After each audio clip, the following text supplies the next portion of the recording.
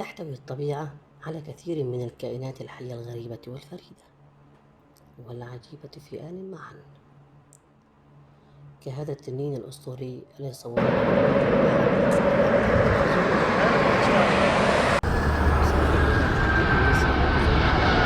وإلى ماليزيا عبر الغابات الفريدة والجميلة وصولا إلى شواطئ تلك الجزر الغناء وما تحتويه من كائنات حية.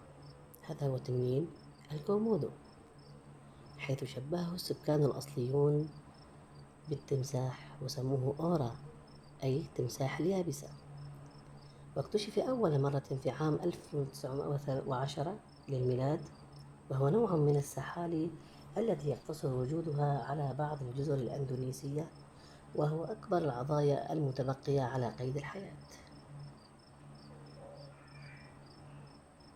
وتعتبر هذه الحيوانات من الكائنات الحية المهددة في الانقراض. لذلك في عام 1980 أسست إندونيسيا منتزه كومودو الوطني لحماية هذا الكائن الحي، ووضعت قوانينا وشروطا صارمة لمنع صيده بهدف التسلية أو غيره. يعتقد العلماء أن هذا الحيوان عاش في آسيا قبل 50 مليون عام.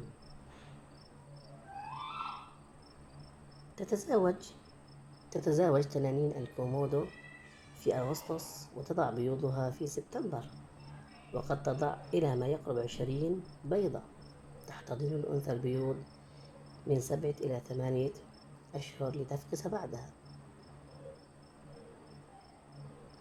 يختبئ صغير هذا الحيوان بعيدا عن الكائنات الحية الأكبر منه وحتى عن أبناء جنسه، حيث أن تنانين الكومودو قد تأكل بعضها أحيانا.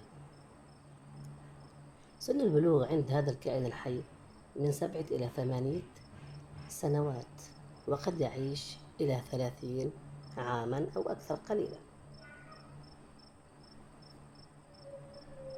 يبلغ طول حيوان تنين الكومودو ما يقارب 3 أمتار، ويبلغ وزنها من 70 إلى 90 كيلوغرام في العادة. وبعض العلماء سجلوا وزن أحد هذه التنانين حيث وصل إلى 166 كيلوغرام، لكنها حالة نادرة. وقد تصل سرعته إلى 20 كيلو متر في الساعة. وطبعا هي حيوانات نهارية وقليلة الخروج والنشاط في الليل. تتغذى على الثدييات وعلى كثير من الطيور والكائنات الحية، حيث أنها تستطيع قتل ثورا كبيرا أو غزالا أو أفعى عملاقة. كما أنه وثقت في بعض الأحيان هجوما على البشر من قبل تنانين الكومودو، فما بين عام 1974 و 2012 وثق ما يقارب 24 هجوم من هذه الحيوانات على البشر. سمعه ضعيف جدا، واعتقد العلماء سابقا أنه حيوان لا يستطيع السمع تماما، لكنه يستطيع السمع ولكن ليس كالبشر. بصره ضعيف، يستطيع تمييز الألوان، يستخدم لسانه في عملية التذوق والشم كباقي السحالي. تستطيع صغار هذه الحيوانات تسلق الأشجار بمهارة لما تمتلكه من مخالب قوية جدا جدا.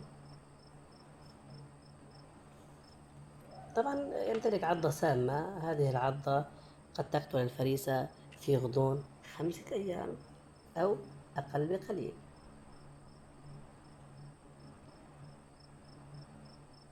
عندما يكبر تنين كومودو تتحول مخالبه إلى مخالب قوية جدا، فيتخلى عن صعود الأشجار ويبقي حياته في اليابسة. سنتعرف في حلقة قادمة على حيوانات أخرى غريبة كما هذا التنين. اشتركوا معنا وتابعونا، والسلام عليكم ورحمة الله.